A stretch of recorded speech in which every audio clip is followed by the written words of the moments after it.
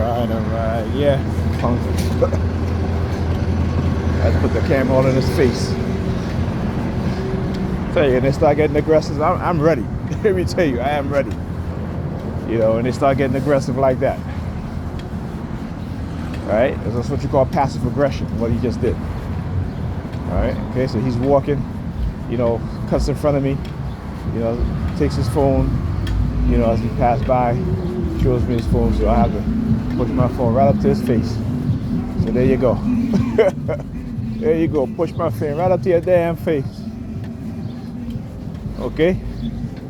And then the New York Fire Department using their siren. Now mind you, they're sending their cult members to engage in passive aggressiveness, and you can't defend yourself, right? Because if you try to defend yourself, they'll come in and, you know, they'll use their sirens, or they'll have a cop station there to come and try to arrest you, right? They're doing this, right? They're the ones that's doing this, trying to push you over the edge by engaging in, again, violence against you. And it is violence, and it is a crime. Make no mistake about it. Like I said, it's my purpose to expose them and what it is that they've been doing and they continue to do. Right? And once you, as a person, a human being, realize what's going on, you know, I mean, very few of us are able to say, you know what, no, we're not doing this. We're going to stand up, you know, not just for ourselves, but for others. And that's what they don't like. That's what they don't want. Again, that's why religion is pushed heavily within the black community, right? Because religion creates a sort of narcissism in believers, right? Thinking that they are, you know, that they are blessed, right? And the only how they talk about being blessed is, you know, monetary, right? Materialism, right? Not blessed in being good people or kind people or helping people or compassionate people, right? Particularly within black people, the only people we're compassionate for is white people, other people that who don't look like us.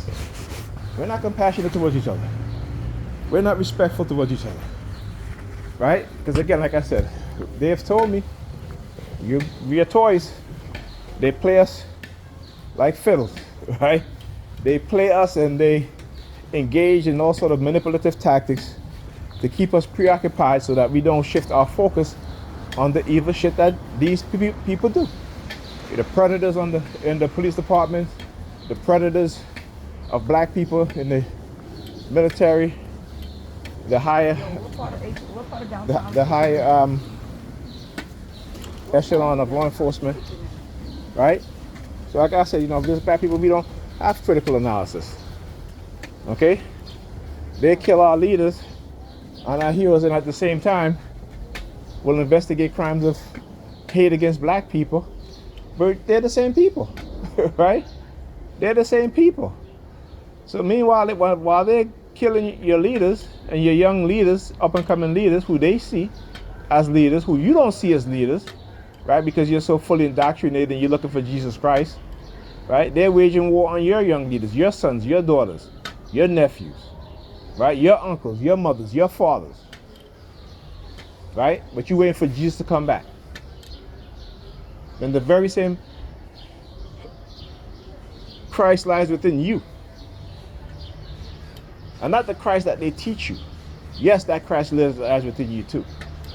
But the other Christ, the Christ that look at things in the world and say, you know, or look at it in the society and say, no, these people are abusing the people. They did it. Their Christ did it against England. Right? Right? That's why they had a revolution, right? Called the American Revolution. And again, Christ is an anointed. It doesn't mean Christ is not one person that you wait to come and save you. White people found the Christ within themselves and each other to be able to rise up against what they call a tyrannical government. And here today, 2024, black people, we've been living under tyrannical government worldwide. But they got us looking for a Christ, a white man who's going to be coming down in the sky, you know, just the stupidity and the nonsense of it. Like when you understand the truth, when you know the truth, it is so It's stupid. It's stupid. I'm sorry, it is, because that's how you feel. Because you know, right? Because you know the truth, right? And you shake your head all the time saying, "There, my people are destroyed for lack of knowledge." You know what I'm saying? Because they've become too religious, and it's in their Bible. But because they don't read the Bible, is the reason why they don't know. And because they've been manipulated is the reason why they don't know. So you also got to, as a black person, you also got to have that.